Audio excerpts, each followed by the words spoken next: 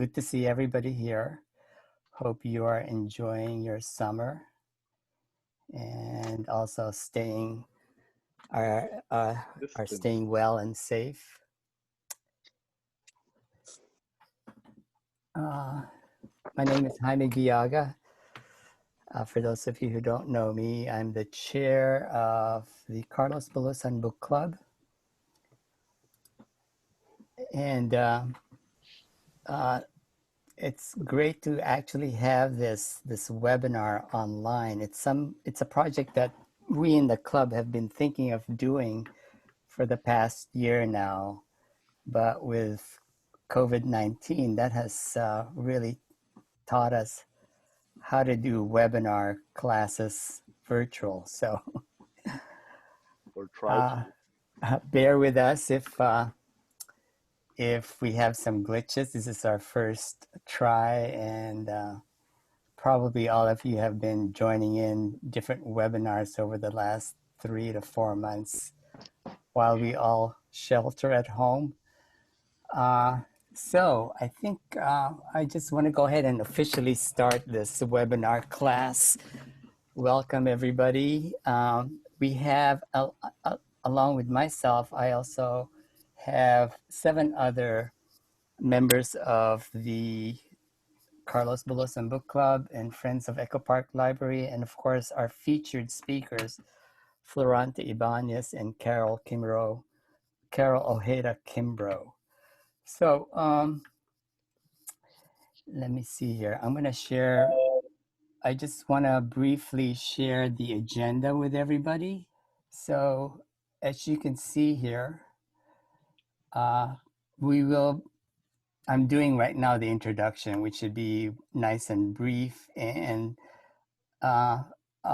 shortly, Vicky will do a brief poll as an icebreaker for all of you. After that, we will introduce our speakers who will present on the topics of the US-Philippine relations, how it started during the turn of the century, followed by Florente Ibanez on the topic of colonial mentality. And then we will all break out into breakout groups of probably no more than 6, max 7. And with a facilitator facilitating the discussion. So I will have the facilitators introduce themselves at that point. It's also going to be, I don't want to have everybody, all participants introduce themselves in this opening group. So we'll wait till the breakout group to do that. We do have, I hope that from the reminder emails that was sent to you, you'd had a chance to go to our website, which details the agenda for today. And it's, if you want, you can open that in a separate screen for that you could follow, but it's not necessary. I hope you also had a chance to look at the guidelines for breakout groups. Again, we want all of you to participate and engage in the discussion, but at the same time, being mindful that there are other participants in the group. We want you to use I statements, own your statements, and don't speak for everybody. I think if you speak in the I statement, there's nothing wrong. It's always correct as it applies to you. Let's see, whatever. Anyway, these guidelines are going to be again reviewed by the facilitators once we go to the breakout room. Let's see, what else am I missing here? And then after the breakout room, also in the breakout room, we'll ask the group to select a volunteer to take notes of the discussion, and that volunteer, when we all come back to the main group after 50 minutes of breakout, to come back and report back to the general group about what your group discussed, mainly the discussions. In the breakout group, we want each participant at that time to take the opportunity to introduce themselves, where they're from, what interested you in joining this webinar, and maybe share something from the book, whether a character other than Alos, either a character, an incident, or a place that really affected you. So, and then we have questions that the facilitators will help in guiding the discussions. After the breakout group, we will come back to the general group where we will do the report back, and then I'll do a closing. We hope to finish this webinar by 4. That should give us enough time to engage in discussion. So by 4, we invite everybody, those who want to hang around, to meet and greet, to chat, to ask questions. Feel free to stay. We plan to keep this going till 4:30. So that's what we're gonna do. Hold on. So my other co-host, who's gonna help me with the technicalities of this webinar, is Vicky Paris. So Vicky, if you just want to briefly introduce yourself and then introduce our speakers. Sure. I'm Vicky Paris, and I've been with the Carlos Bulosan Book Club for a few years now. I'll go ahead and introduce our speaker, our first speaker. I wasn't sure if we wanted to go ahead with a poll. Oh yeah, I'm sorry. Yeah, do the poll. Yeah. And so what we have is just a icebreaker to see what the character of our participants is. And of course, facilitators can also participate. So I'll go ahead and put this up. It'll just take a minute. So some of us older folk may have to scroll up on the age group to get the accurate group that we fall in. Okay, I think that's about it. So I'll go ahead and end the poll. And we can take a look. So just it shows that at least half of the group were born here with immigrant parents. And let's see here, and most of us are a split between Generation X and Generation Y. Okay, thank you. So our first speaker will be Carol Ojeda-Kimbrough. Carol has taught courses in Asian American Studies and Women's Studies at California State University, Fullerton, and at the Cal State LA Department of Anthropology. She has also taught research methods at UCLA and Occidental College, Urban and Environmental Program. She served on the Pasadena City College President's Asian American Advisory Board in 2008 and has been involved in numerous community advocacy roles in urban policy and development, as well as public social services for the County of LA and the City of San Gabriel. She was the Los Angeles co-chair of the outstanding Smithsonian Institute's traveling exhibit, Singalot, Filipinos from Colonial Subjects to Citizens. In 2013, the UCLA Filipino American Alumni Association awarded her with the Distinguished Alumnus of the Year Award, and in 2014 was nominated for Outstanding Temporary Faculty for the College of Humanities and Social Sciences at Cal State University Fullerton. Many of us will remember Carol for her instrumental role in the Filipino justice movement. Welcome, Carol. Hi, can everyone hear me? Can you hear me? Yes. Everyone, yes. Good afternoon.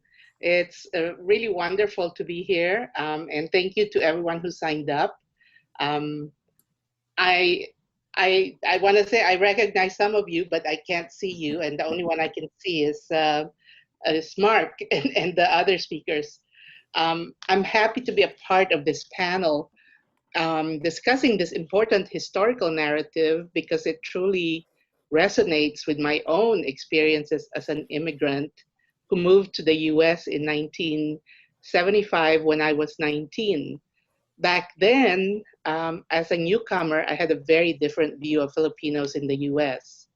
I had the mistaken notion that all Filipinos were recent immigrants like me. So imagine my shock when I met a Filipino American Chris Braga, who was a little older than me, US born, and whose parents were part of Bulosan's generation of immigrants.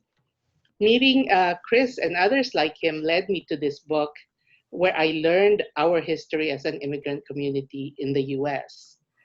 I found this book to be both an easy and a difficult read at the same time. Easy because Bulosan's writings were pleasant to the ears, a humble tone, and as if I'm listening to my own grandparents or their generation speaking and telling me their story. But it was also a very difficult and painful read as it challenged my beliefs on what America means to immigrants and minorities. Later on, when I started teaching, I would assign this book to students in my Phil-Am experience classes at Cal State Fullerton, and I found similar mixed reactions from my students as I did. So I'm very eager to hear your reactions and thoughts as we proceed with today's webinar. So I'm presenting on part 1 of the book, chapters 1 through 12, which takes place in the Philippines, in Bulosan's home province of Pangasinan, which is about 200 kilometers or roughly 131 miles north of Manila. Now, part 1 provides the setting to Bulosan's and others like him decision to seek a better life in America. Additionally, we'll look at how the Philippines became inexorably linked to the US and the beginnings of the Filipino-American immigrant experience of what would be known as the first wave of Filipino immigrants to the US, or the Manong generation. My presentation will focus on the following: the Philippines' colonial past from Spanish to American rule, the miseducation of the Filipino, push and pull factors of migration, and some final thoughts and questions. So let's get started. After almost 400 years of Spanish colonial rule, the Philippine Revolution of 1896 declared the country's independence and established a national government headed by Emilio Aguinaldo. This would be short-lived, however, as the US has now entered world politics, challenging the existing European empires of Spain, Portugal, the United Kingdom, and Holland. The US-Spanish War, which started in February of 1898, officially ended in December of the same year, with the US paying Spain $20 million for possession of the Philippines, Puerto Rico, Guam, and Cuba through the Treaty of Paris of 1898. And while the Spanish-American War ended in December of 1898, the new Philippine government under Aguinaldo refused to recognize the US claim to the Philippines and continued to fight for its independence. The US-Philippine War continued until 1902, when the US finally gained control of the country, and after more than 1 million Filipinos have been killed. The immediate goal of the US was to pacify and install a government patterned after the American system. They accomplished this by using education as a tool.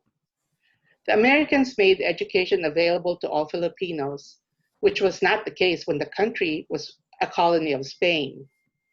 Next slide, please. Sorry. The Spanish tools for pacification and control of the country were the sword and the cross.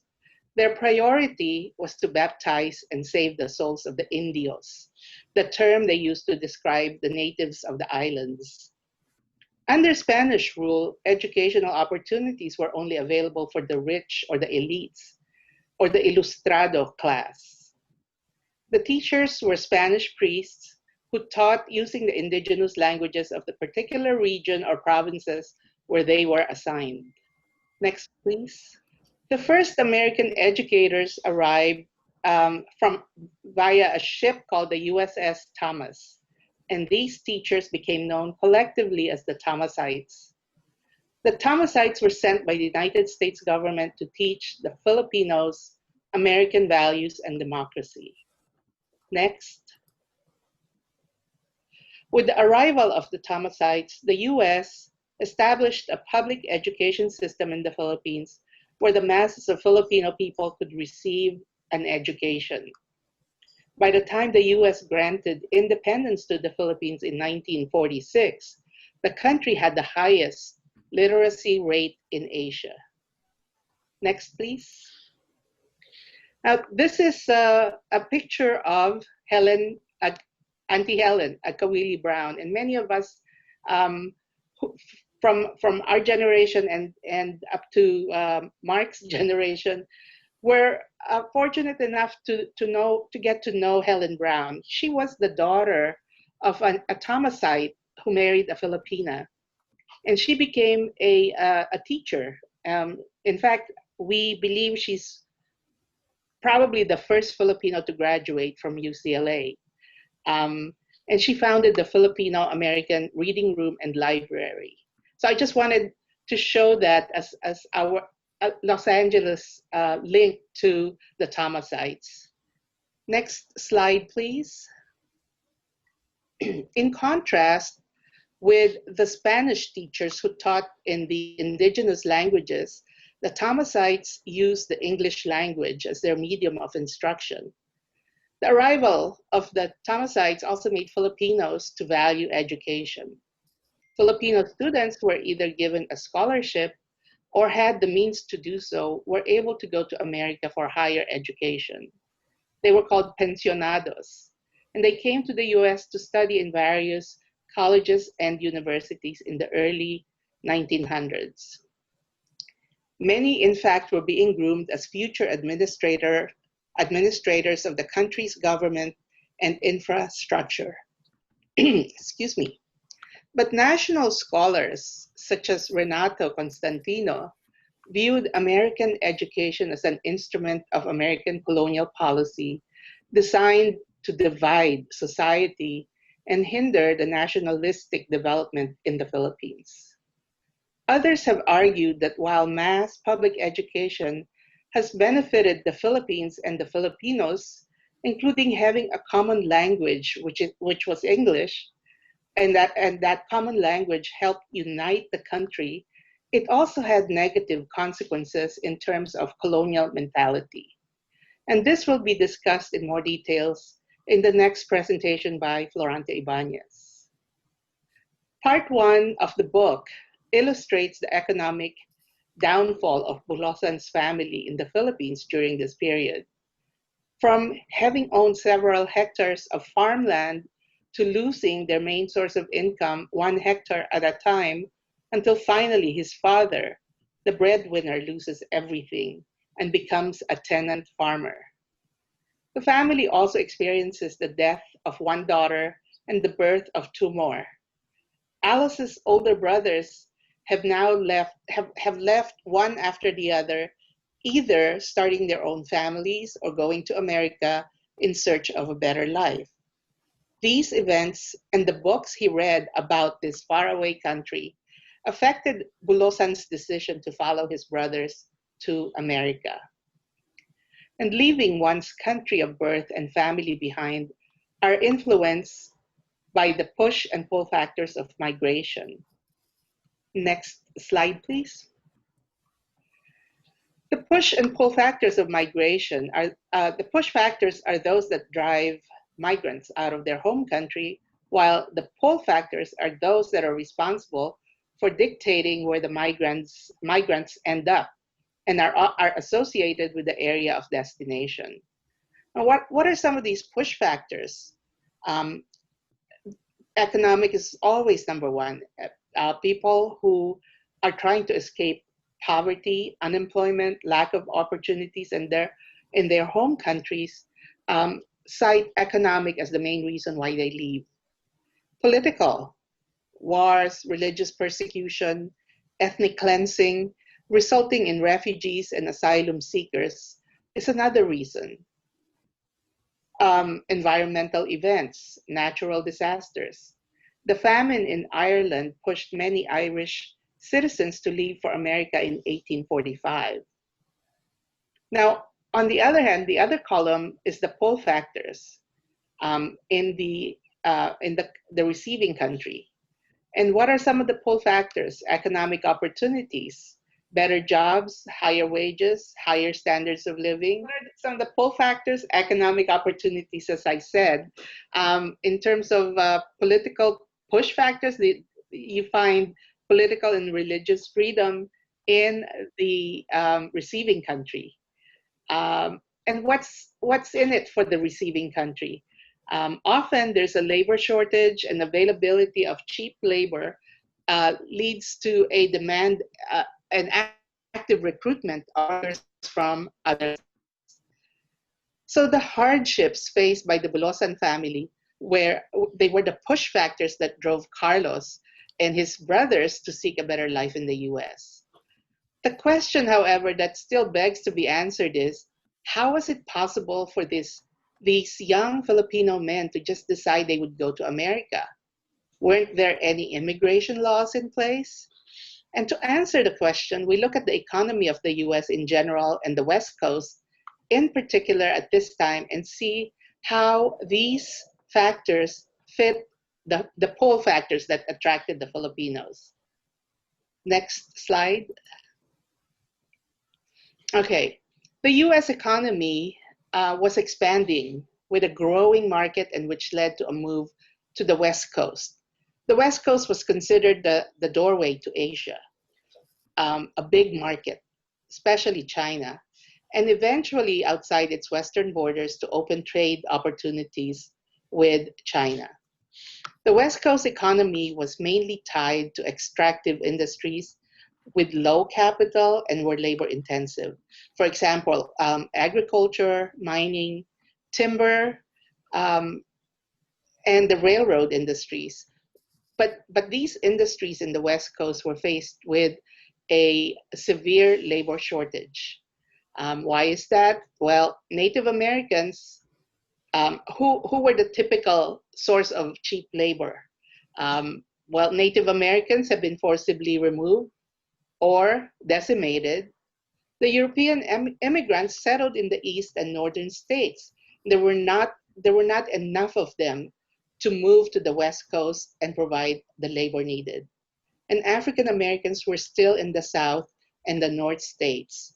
So where can the US get cheap, compliant labor to fill the needs of this expanding economy? Well, the answer is Asia, and the US actively recruited workers from China, and then that was followed by Japan and Korea. Next slide, please. Okay. In 1850, Chinese labor fills that need until anti-Chinese sentiments led to restrictive and discriminatory laws, culminating with the passage of the Chinese Exclusion Act of 1882, which banned immigration from China for 10 years. But this law was extended in 1892 for another 10 years, and then in 1902, when it was supposed to expire, it was made permanent. And it stayed on the books until the 1960s. To replace the Chinese, the US then recruited Japanese and Korean laborers until these workers faced similar racist and discriminatory laws, until finally with the passage of the Immigration Act of 1924, a law that effectively ended all immigration from Asia. This law would stay in effect until also the 1960s as well. So, with the exclusion of Asians from the immigration stream to the US, how were Filipinos like Bulosan able to enter the US then? Were they TNTs? Next slide, please. When the US annexed the Philippines in 1898, the Philippines became a territory of the US, and Filipinos became known as territorial nationals. They weren't considered foreigners, but they also were not considered US citizens, meaning they couldn't own land or vote in the US. But as territorial nationals, or TNs, not TNTs, Filipinos were exempt from visa requirements and were able to enter the US legally. The Filipino labor that were recruited replaced Japanese workers, They were recruited to work in Hawaii and California with 3-year contracts. Most were single young men. They were known as the Manong generation and came from 2 main regions of the Philippines, Ilocos in northern Luzon and the Visayas. And this would be the case until the US granted the Philippines Commonwealth status under the Tidings-McDuffie Act of 1934. As a Commonwealth, the Philippines was no longer considered a territory, and Filipinos were now subject to the immigration laws in place. So that limited immigration from the Philippines to 50 a year. So I think uh, that's as far as I have for part 1. But I have some last words. As you read this book, consider it as a lesson in history, and as such, you need to see how it connects with you. Does it seem complete? What's missing? And as I read this book once again, my thoughts went to the role of women in this particular period. Bulosan talks about his mother and sisters. So the women were present but not acknowledged in discussions or reviews of the book, including my own review. I have my own reservations and questions, but I will hold them for now. And in your breakout groups, I'm hoping that you discuss what your reservations, questions, or concerns are about parts 1 and 2 of the book. And when you go to your breakout groups, one of the discussion prompts has to do with the push and pull factors of migration. I'm wondering if you've ever asked your parents or grandparents about when and why your family immigrated to the US. And was it mainly push factors or pull factors that made your family decide to migrate? I also was told that many of you are in the field of education, and I was wondering how you are planning on teaching this book for your particular grade or college levels. Is education still a tool of American imperialism, and how does it reinforce colonial mentality, which you'll discuss in the next presentation? Next slide, please. Finally, if you have any questions for me, please write it in the chat. Or if we run out of time, I'll try to reply during the next webinar in August. Thank you. So our next presenter is Florente Vanyas. After receiving his master's degree in Asian American Studies and Library Information Science from UCLA, Florente Ibanez has served as an adjunct professor of Asian Pacific American Studies at Pasadena City College and Loyola Marymount University.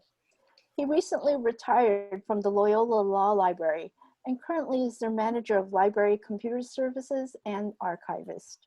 He is co-author with his life partner, Rose Ibanez, of Filipinos in Carson and the South Bay, and is a contributor to several reference publications on the Asian American experience. He has served on numerous community boards, notably Search to Involve Filipino Americans, Phil-Am Arts, and currently serves on the Advisory Council of the Serve the People Institute and the board for the Filipino American Library. As an early student activist, he was instrumental in the formation of UCLA's Samahang Filipino and UC Irvine's Kababayan student clubs, and contributed in the work of the Union of Democratic Filipinos, or KDP, working against the Marcos dictatorship and for social justice issues here in the US. He currently serves on the California State Library Services Board as the vice chair. Welcome, Florante. Thank you for that introduction. I'm very pleased to be here. To tell you the truth, I just hammered this out last night and this morning. But, you know, it is what it is. And the book I read quite a while back is kind of like, you know, bits and pieces come back and you remember, oh, yeah, I remember that part. It's like, if you take it as a whole, it really is a very full journal of a life of a Filipino during those times. And I think that's what really struck me. I listened to the audio version recently, and as other people have spoken, it's really very nice way to listen to this book. So I recommend if you haven't read the book, or if you plan to read it, or you've already read it, that you also get the audible version from Amazon and listen to it, you know, on a drive someplace, like we have a lot of time these days, and enjoy it because it's so descriptive and so full of life and so full of emotion that I think it really is a treasure for our community and for America as a whole. So I'm going to talk about colonial mentality, which is, you know, kind of like a follow-up of actually what Carol has spoken to already in terms of how the powers of imperialism from Spain and the U.S. have helped shape the mentality of Filipino Americans. Anyway, next slide, please. So as Carol said earlier, you know, the Filipinos were first conquered by Spain after they killed Magellan on his world tour. And they came with the cross and the sword, as they had done in other countries in America, into Mexico, and into South America, and competing with the Portuguese. So they were under a Spanish rule for over 400 years. And he was, sorry, this is really echoey over here. So with Spanish colonization and the sword and the cross, again, they were under their rule for 400 years. Next slide, please. So just what is colonial mentality? So I took this off the internet, the resource for everyone who thinks it's correct. But this was actually a pretty good definition, I thought. So if you take a minute just to read this, and then we'll continue.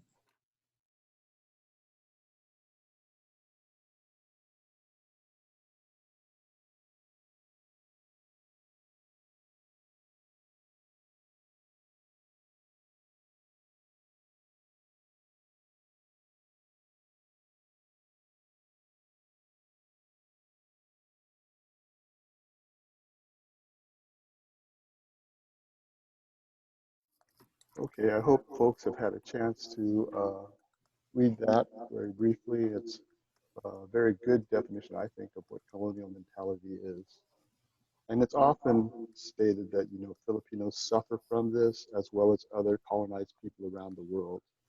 So it briefly means that the colonizer or the master has pretty much imposed their own cultural values upon the colonized group. And with that, those of the colonized group feel inferior and at the same time aspire to be part of that colonial superiority. Okay, next slide, please. So as Carol has said, you know, there was the Spanish Revolution, the Philippine Revolution with Spain, which lasted from 1896 until 1901 or 1898 as the treaty was signed. And then immediately following was the Philippine-American War, which had a lot of atrocities against the Filipino people. On one of the graphics, you see kill everyone over 10, which was Howling Jake, the general who was in charge of, I think it was Leyte, where he said, when he was asked, well, how should we kill these insurrectos? And his answer was, if they can carry a gun, if they can carry a gun at 10, that means kill everyone over 10. And that was his rule. And he also said something to the effect of, the more you kill, the better I like it.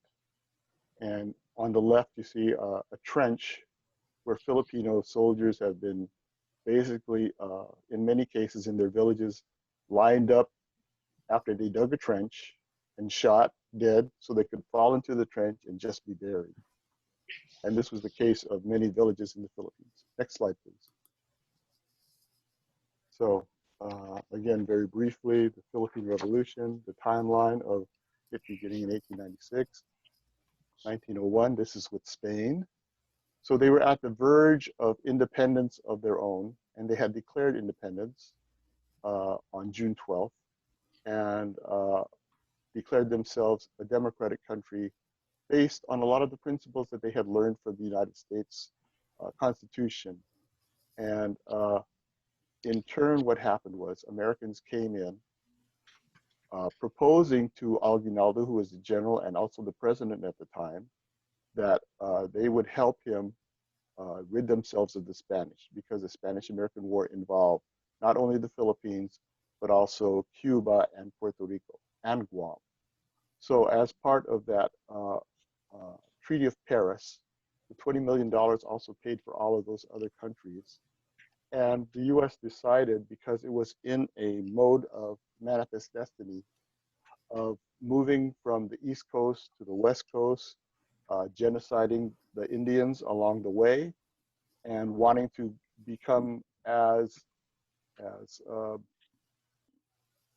master or empire as other countries in Europe, decided to go on beyond the shores of the West Coast onto Hawaii, and causing a insurrection there of the businessmen, of American sugar planters mainly, and those who were the descendants of the original missionaries that had gone to Hawaii, took Hawaii as a stepping stone to the Orient, and also as a military base and a coaling station, because at that time all the ships were run on coal because they were steamships. And then later on had their eyes on the Philippines as yet another stepping stone into Asia, and understanding how previously with the Spanish they had done so well with the Manila galleon trade from Manila to Acapulco, Mexico, and that is in what turned made Spain very rich during that period before them. So as the revolution succeeded against the Spanish, to the point where the Spanish were left with only defending themselves in the intramuros of Manila, they and then also called upon the US to fake a battle in Manila Bay, and also to not want to surrender to the Filipinos, but would rather surrender themselves to the Americans. And so they traded a few shots, and that was it. They surrendered themselves to the Americans, even though the Filipinos had them surrounded and were about to starve them out of the Intramuros.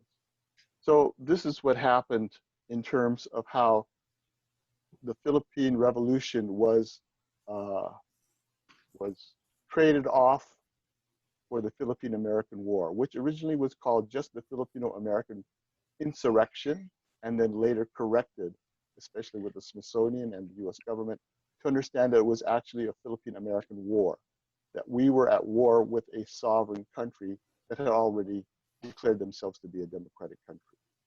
So next slide, please. So what, again, is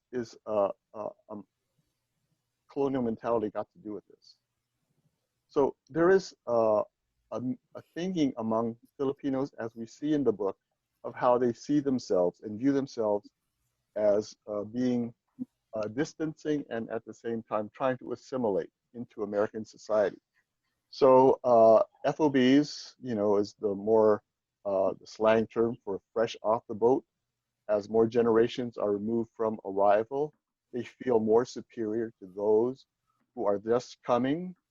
In the case of Filipinos at the time of Bulosan, they were actually arriving at the same time generally, but you'll see him refer to them as the older manongs, as the older generations, as the old timers, as they were there maybe only 1 or 2 years before them.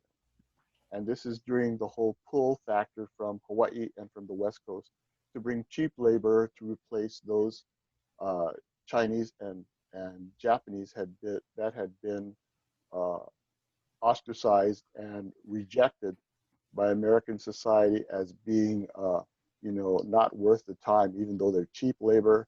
We got to get rid of them because they're trying to set up roots here in America. We don't want them here as part of our society. We want them to just come, work, and go home. And even though we don't pay them enough, even though we rob them of their wealth by charging them for debts that they never occurred, for itemizing a list of, in the case of Carlos, when he went to Seattle and came back and expected a lot of money, he ended up with $13 for all of his labor because of all these deductions that were made to him. And then another big factor in a colonial mentality with the US after their victory over Spain is that teaching them, Filipinos, that, you know, the USA is the best, that education in the USA is better, that this is something that you should strive for, and with the belief in their minds by probably well-meaning Thomasite teachers that their education in America would bring them wealth, that their going to America would give them opportunities, that because of the principles of democracy and liberty, that Filipinos in the US would be welcomed as brothers. And then finding out that, you know, in reality, they faced a lot of racism, a lot of colonial mentality, that they faced this idea that, you know, Filipinos are no more than animals. From the Philippine-American War, stories came back of them being, you know, just monkeys, and them being called monkeys, and also the N-word. So Filipinos during the Philippine-American War were also called niggers. And at the same time that Americans here in the United States were fighting against, there were folks who were fighting for civil rights. There were African Americans that were fighting for a better life and trying to educate the rest of society that slavery, even though it had been won over by the Civil War, was actually still present and strong. And that as Filipinos in America, they started to believe that there was a self-hate, there was a self-shame, there was a crab mentality among themselves, that this was caused by their, you know, coming to America and being treated no better than animals or work animals that, you know, had to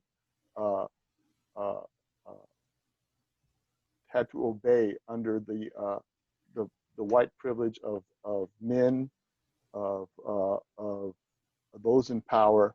And also Bulosan talks about a tribal mentality that kept them separated, that this thing of Pinoy regionalism, the forming of different clubs based on different regions of the Philippines, of different languages, of dialects of the Philippines, was a reason that they could not really get together very well in the United States.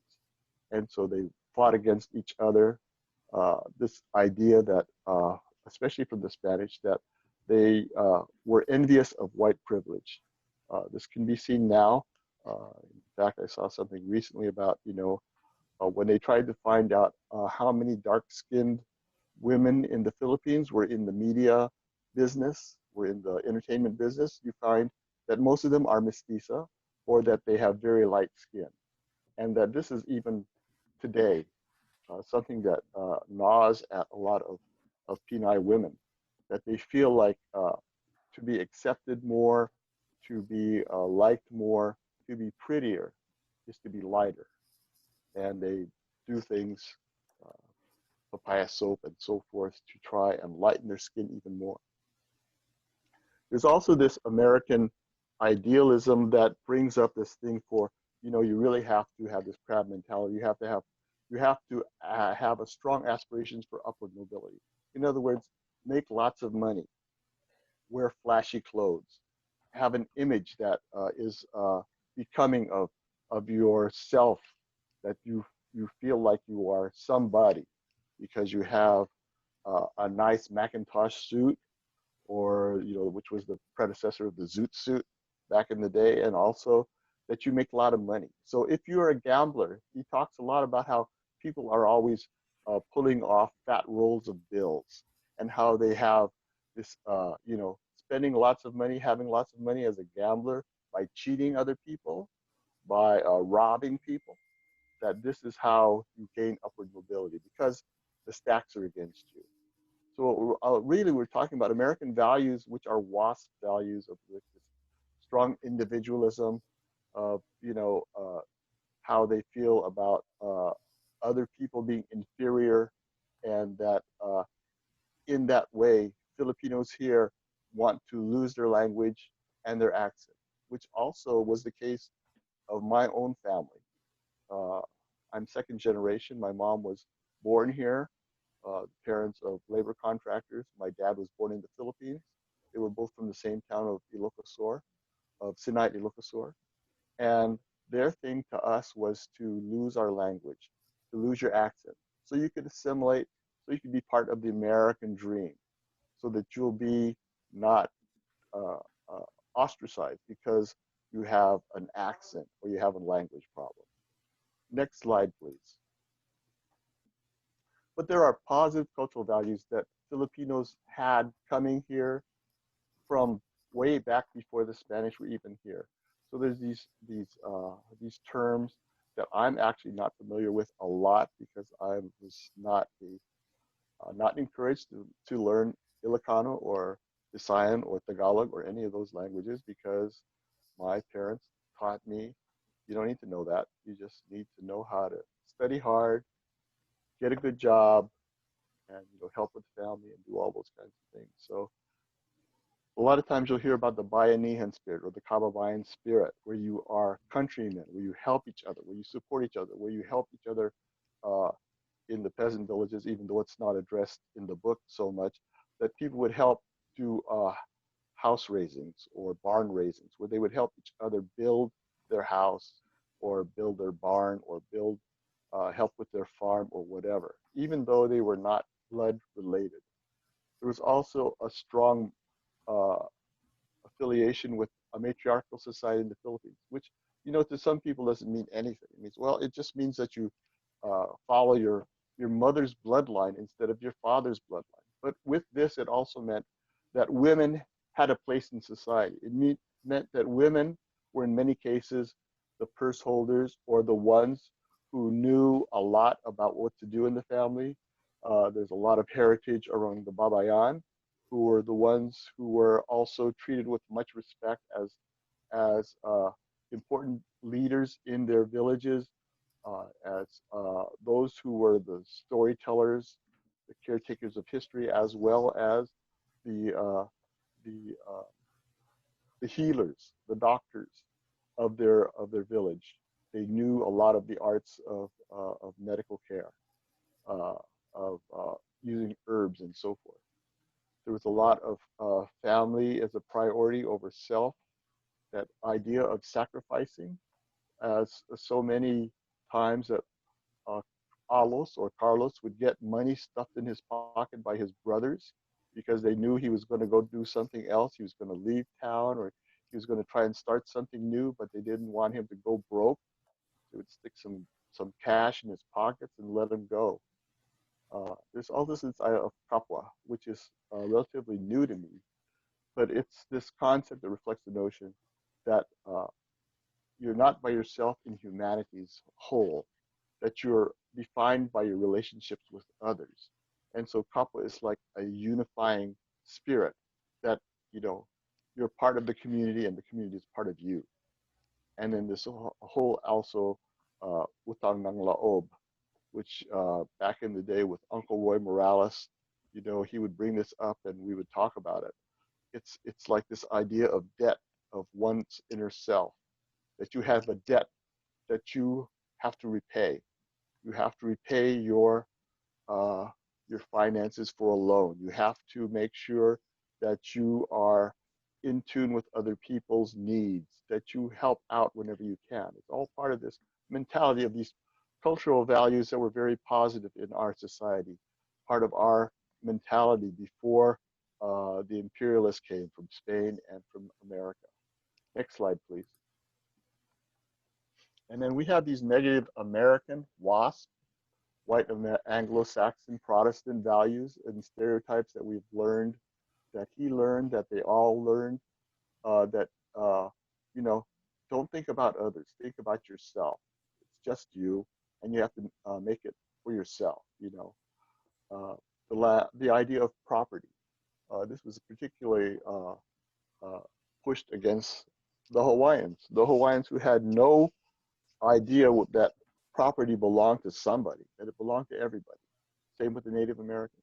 And this goes along from the Spanish to the Filipinos, that the peasants who had their land that they tilled for generations now belonged to somebody else, that it was their land.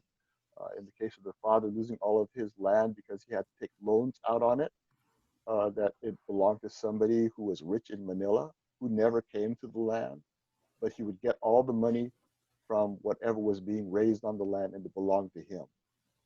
The authority that the church and the government had to be obeyed. In the case of the church, prior to the revolution, Rizal wrote about the excommunication of folks, Filipinos who wanted to become priests but were denied their ability to become priests because they were Filipino.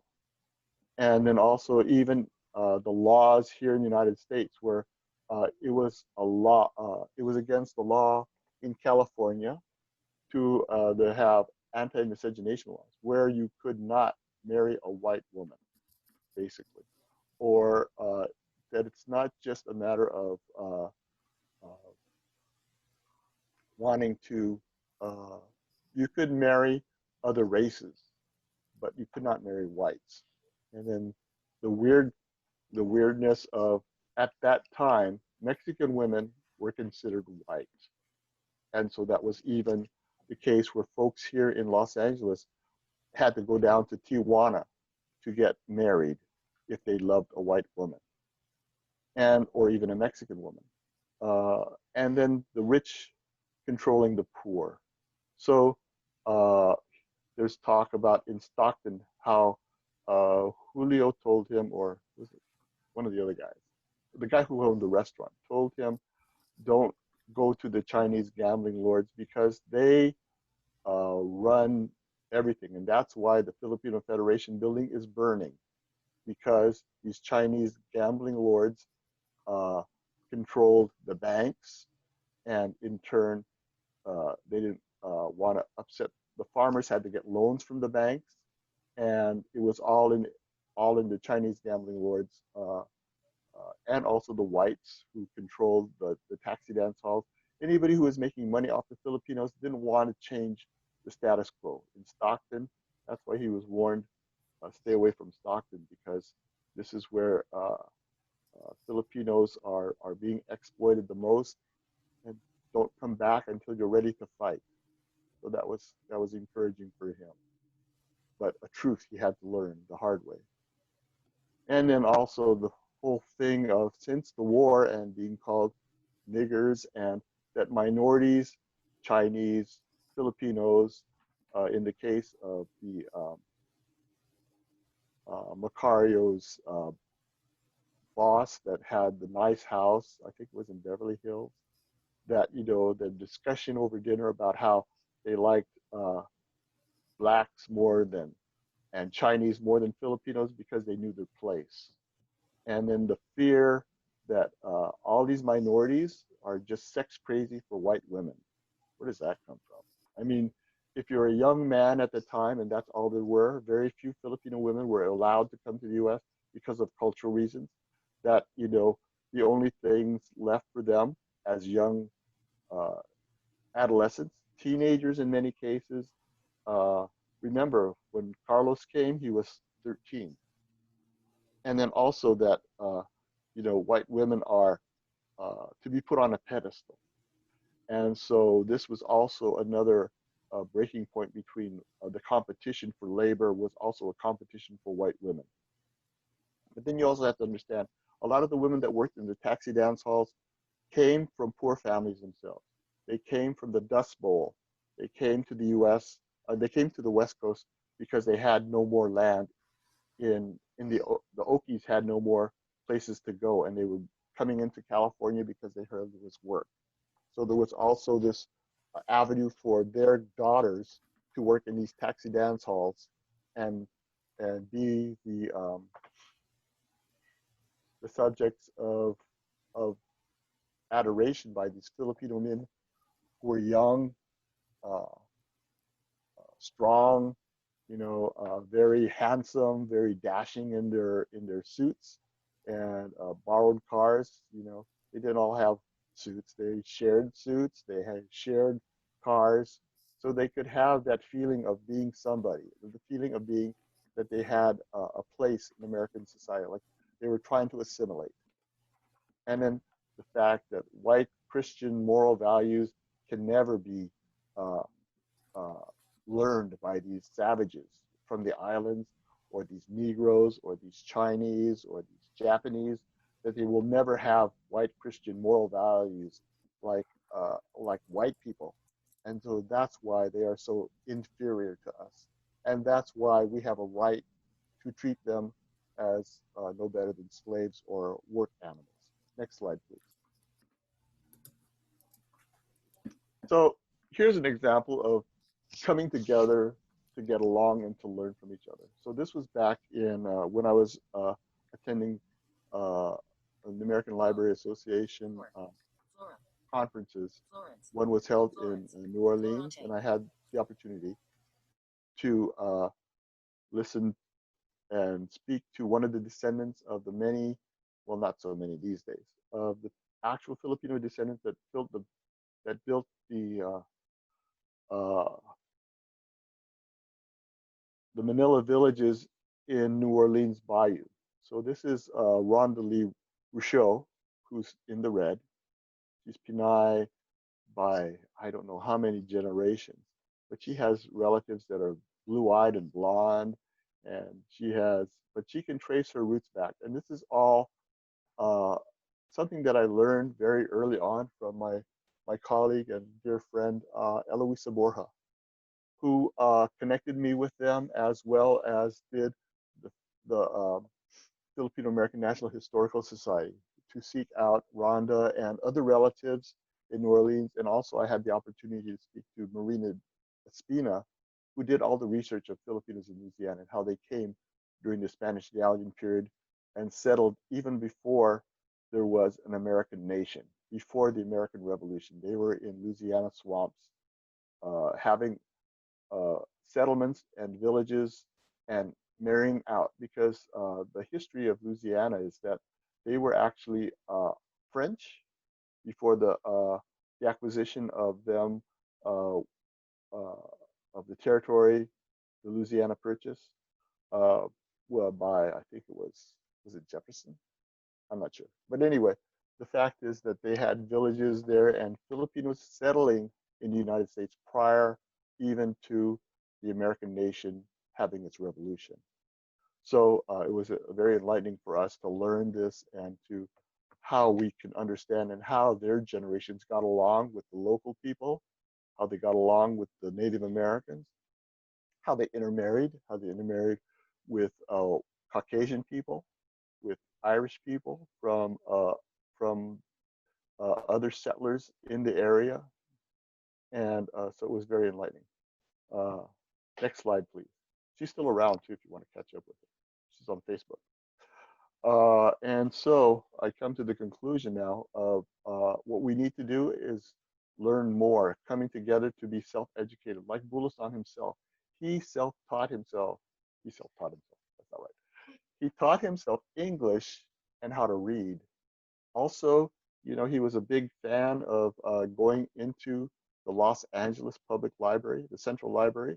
At one point, way back when I was a student, I actually came across a book that he had checked out. So that was amazing to me. I don't even remember what the book was at any time. This is the time before cell phone cameras, although so I would have taken a picture for sure. But anyway, Bulosan had strong moral values from his peasant family upbringing. He had a strong mother, he had a strong father, and his siblings, and they loved each other and they cared for each other. And Bulosan, he really believed that hard work would eventually pay off, even though all this racism and murder and killings and prostitution and everything was happening around him. He still believed in that. And he believed that, he understood after he met socialists and other progressives that his countrymen were forced to be at the bottom of American society. it was not their choice. They were forced basically to come here by trickery, to work for very little pay, to not be able to have families. And that was what he knew was not their fault. And he was torn between these moral conflicts and seeing the good in people, and at the same time seeing the very worst in people. American pimps who ran taxi dance halls and corrupt police that would just shoot you in the back and take your money and leave you there because you were Filipino. So the quote that is here is the quote that he believed and the quote he fought against. It is a crime to be a Filipino in America. That's it. And so, as Carol said, please indicate any questions you have about that in the chat, and then we'll take them up later on. And I see. So we have several breakout rooms with a facilitator in each one. If folks aren't familiar with breakout rooms, it takes about 10 seconds for it to transfer over, but you don't need to enter anything. You will be asked if you agree to join a room, and just go ahead and enter yes, join the room. But it will bring you back at the end when the session concludes. Okay, Jaime. Yeah, yes. I'm not able to unshare my screen, but Here we go. So hey, there goes. We'll have everybody go to the breakout room. We'll spend the next 50 minutes. Really, this is the meat of this webinar. I want to thank Florante and Carol for such an excellent presentation that sets the basis for us to meet. And we will meet back at about 3:30 to do our report back. And so take it away, Vicky. Send everybody to their breakout room and enjoy your discussions. Yeah, you're automatically being switched over, so you don't have to do anything. So just be patient. So good. That 50 minutes went by fast. I hope everybody had a chance to go around and introduce yourself and have some discussion about some of the questions, or share ideas, share your experience in reading the book. Now let's maybe just do some brief report backs from each of the group. We'll have a anybody want to go first?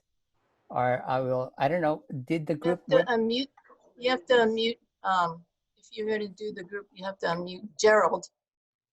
He was in our group. Okay, Gerald. Okay, Gerald. So yeah. Do I get, I have to go first. Okay. So I got volunteered. Yeah, thank you, Rose. So I didn't, you want to go later? No, it's fine. I can just look at my notes. Luckily, I took them. But I'm going to just try to read off the really important parts. All of it was really great context, and Jocelyn put a lot of great historic context, like especially her experience working with the community of Filipinos in LA, I think was really important. But I'm going to speed through all of this because I have no idea how much time we have. Carol did a great job of explaining the push and pull, so we don't really need to go through that. There was a question on how we as a small breakout group was exposed to this history, which was a great kind of like additional question Rose introduced. And so in some places it was in our education in college, in some places it was our involvement in the community, and sometimes it was just our individual involvement or our actual experience being there in that history. So that was really interesting. One of Jocelyn's points while she was working with those monongs in LA was that a majority of them use the language of when I go back home. And I think that was something that really hit me because I've read it before, right? That concept of like, this is only a means to the end and eventually I'll get to the end. And for a lot of them, they never got there, which, very emotional. And then we all went through some parts of our history and our families coming to America. And, the really strong piece to that was, it was largely, for the most part, it was matriarchal in the sense that our mother's sides were largely coming here, either through the war bride kind of concept or through becoming a nurse like my mom was. And it was still kind of like largely led on the women's side of even providing for families back in the Philippines. We also tied that again to colonial mentality and how that concept of matriarchal frameworks within the Filipino community was also pulled away by chasing after American values, right? Like American ideals for families are largely patriarchal and it's largely white. And that's both of those things are not Filipino women. And so as we chased after being American, we also decentered our women who were largely, and still to this day, are largely our breadwinners or whatever that phrase is. We didn't really go into question 3, so I'm going to skip it. There was a lot of conversation about, you know, in terms of colonial mentality, there's still this existence of it passing on between generations and how some of us didn't learn Tagalog because our parents didn't want to teach it to us, and our parents might not want to teach it to our children. And so there is still the existing impact of chasing after American values. And even that concept that shows up in the book of where are you from? Where's your region? Where were you from in the Philippines to, in some sense, prove yourself? And then lastly, the question about education as a tool of imperialism. There was a great conversation around ethnic studies, which, you know, but it was to one extent, it's depending on where you are in the United States, because it's largely on the West Coast where ethnic studies is pretty prominent, especially in California. But at the same time, it's also very much dependent on the teacher who's in the classroom, because the teacher who has that sense of like self-determination and who wants to teach it will teach it to their children because it's important. And then lastly, in terms of education, is it still a tool of imperialism? It is. It still continues to be. We have to get rid of it. Sorry. We have to break down what it is now, because it was a tool to save the savages. It's the exact same tool that was there back then. That was forced on the Philippines. It's still the same tool that creates a majority of a worker class while elevating some intellectuals, right? And it's got to go. And with the current climate of everything that's happening, it's especially important that we approach public education with that lens of we are still adding to American imperialism here, and we're still adding to a system that creates a 90% like go to the trades, or you're not cut out to be a scholar, or go to school to get money. So it's all got to go. And the last point I really wanted to, Rose's last point, which was we need to do more in terms of creating content. We need to do more in documenting our own experiences of our connection to the historical context of Filipino immigration, because you can read a book like America's in the Heart, but you can also draw that connection right with your own family and with the people around you. So, and then her quote, we need to continue writing our history because no one else is going to do it. And that is all. I use a lot of time, but thank you. No, thank you for that summary. Very good summary. I will ask for Thank you. another group person to present, report back. Vicky, how many groups did we end up having? Anyway, so anybody want to volunteer? Danny volunteered. Okay. Danny, go ahead. All right. Here I go. Thanks, James. Well, it wasn't, in terms of the content, there was definitely different conversations, but in terms of the themes, there were similarities to the previous group.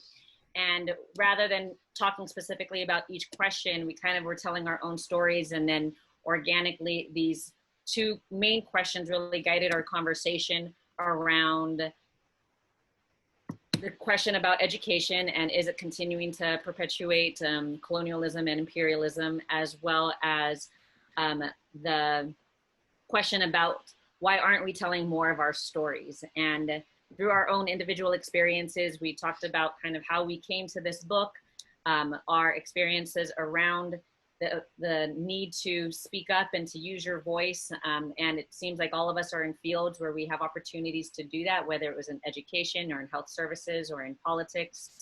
And we also talked then about where this comes from, about don't rock the boat, don't bite the hand that feeds you, not creating any problems, not, just making sure that we're kind of like those good immigrants, that model minority type of a thing, and how that is something that we're continuously working with and fighting against. And then of course that then translates into education and the system as a whole. And let me think what else. Talk a lot about gangs and and gangs and how we probably know a lot of people who are in gangs, and that's all good too. And we talked about how people are going to have different experiences based on where you're from. So there was 4 out of 5 of us who are, well, we had people who were born and raised in the States, and then a couple who were from the Philippines, and how that experience is different. But what I loved about that conversation really revolved around that we don't need to differentiate between good values and bad values, and how like the Filipino values are less than the American values, and how that's going to really just continuously take us knowing our history and knowing our community to understand that Filipino values prior to colonization were good values.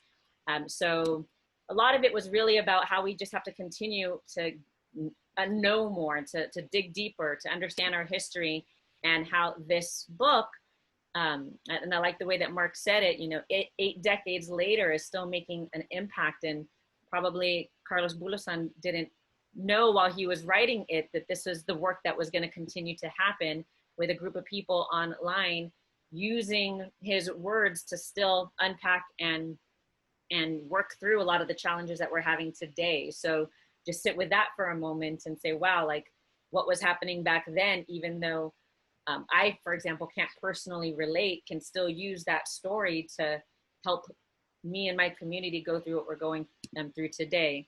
And at the end of the day, yes, we need to continue telling our stories, and we need to continue working together as a community to elevate each other up in a compelling way, so that it goes beyond just our community, and that our story is worth telling, and we have to just get it out there to the masses.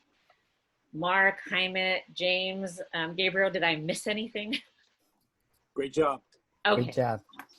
Oh, and we have Bruno Mars. Yes, and Bruno Mars is ours. We claim Bruno Mars. Okay, thank you for that, Danny. Another group, just go ahead, unmute yourself and start doing your report back. I guess I'll go next. Okay, great. My name is Zoraida, and the group that I was with David, Vicky, Bonifacio, and Carol. And quite honestly, it's kind of Jarrell's breakout notes and Danny's breakout notes.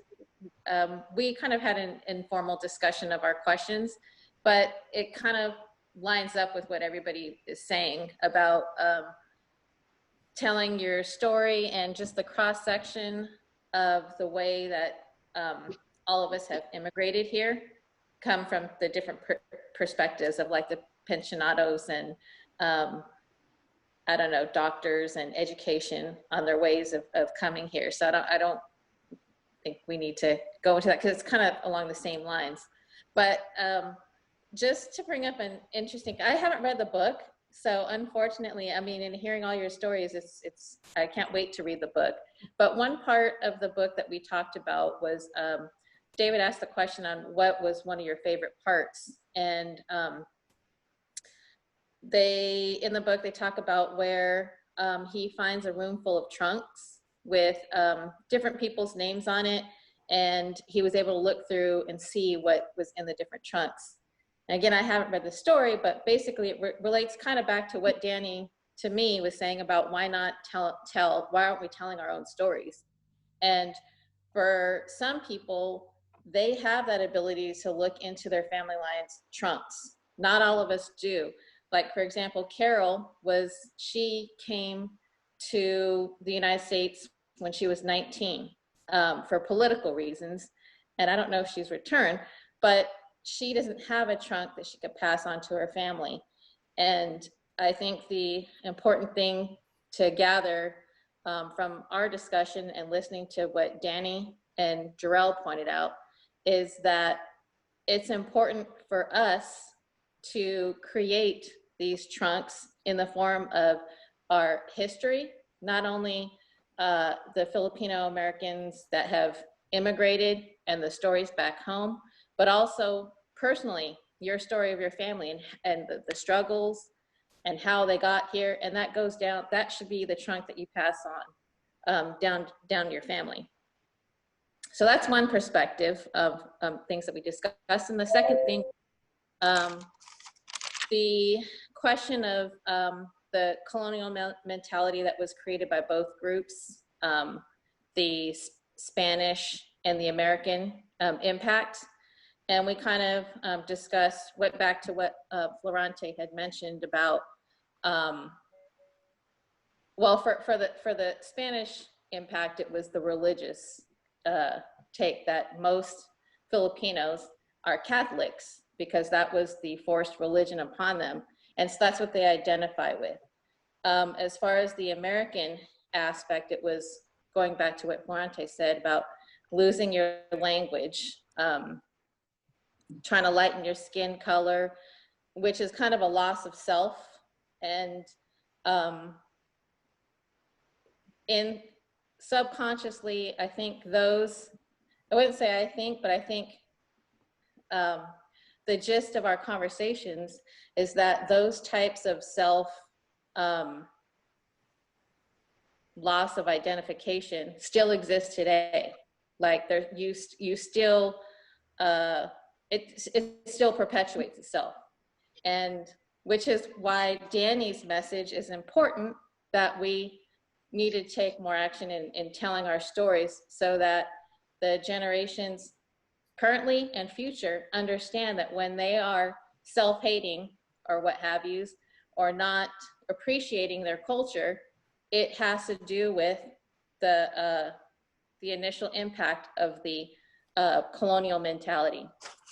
So maybe some other people from our group can like chime in because I was just kind of babbling.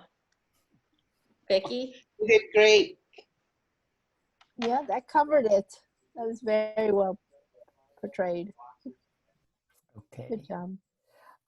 Is there another group that hasn't done the report back? Go ahead, please unmute yourself and start your group report back report. Hi there, I'm Leslie Alejandro, and I was in a group with Florante, Eileen, Kevin, and Hazel, which is funny because my sister Danny was took notes for that one. I didn't want to take notes. I was hoping she'd be in my group.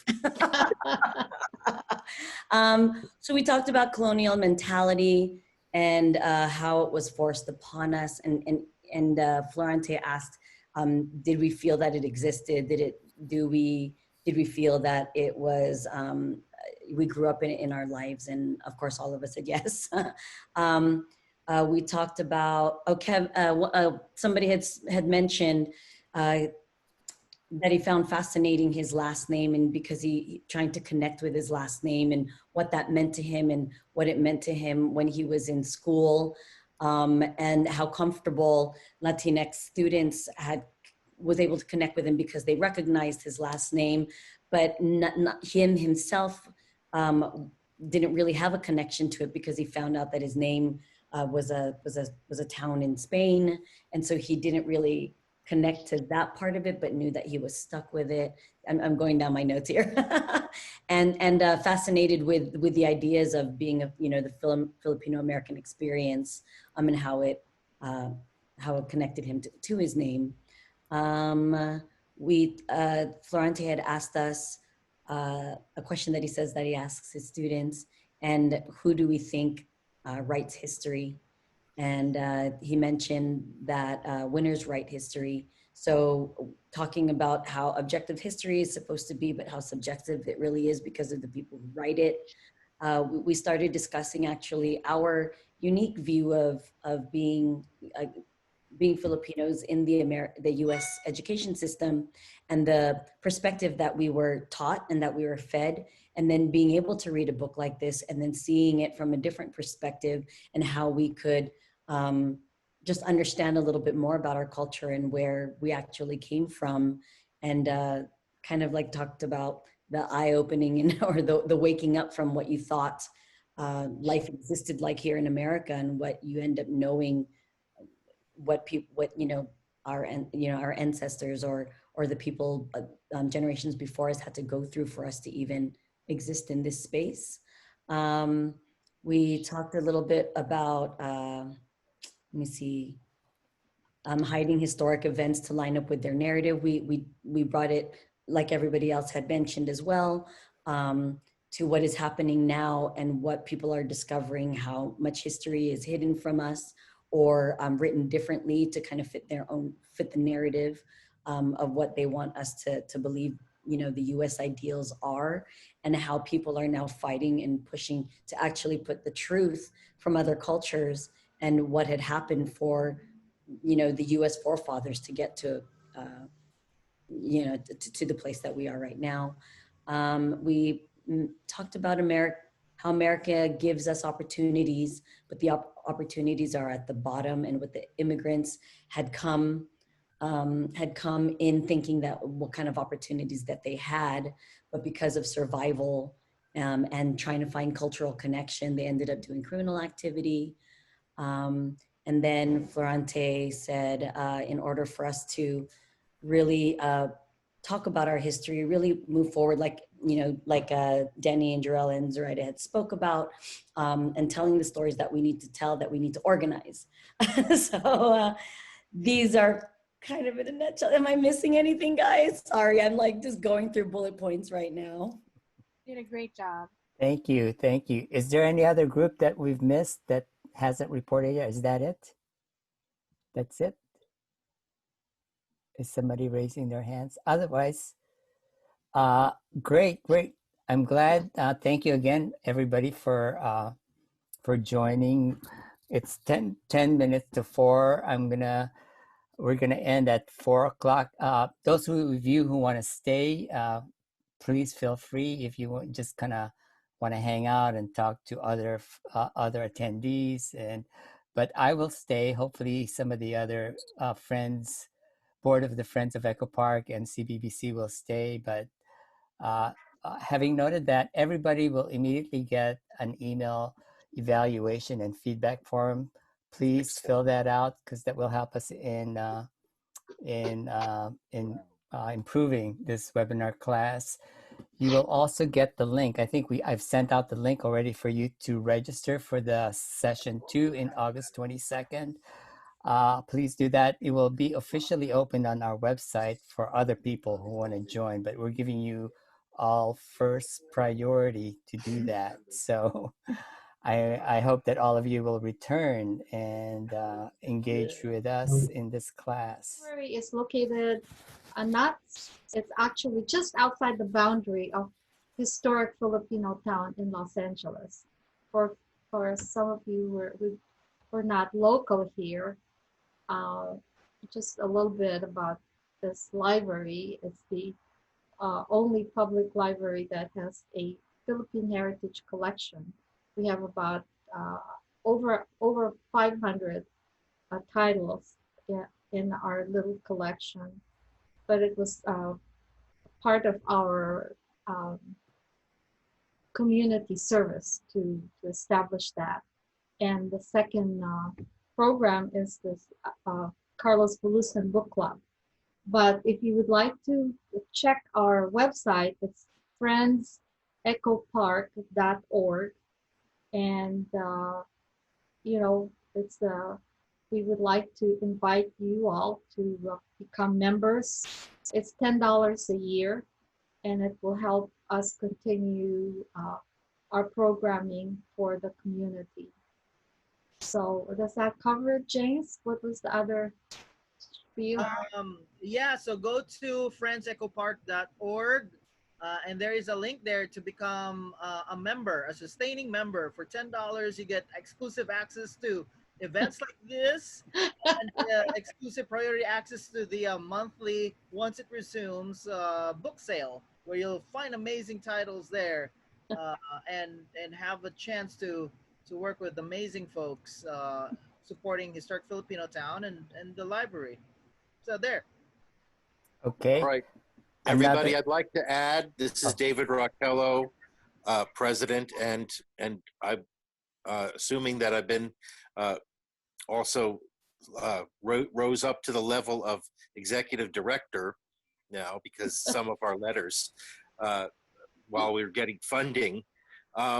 But there's other library programs that the Echo Park Library are putting on, and we want you to go to those too if you can, or look them up at least.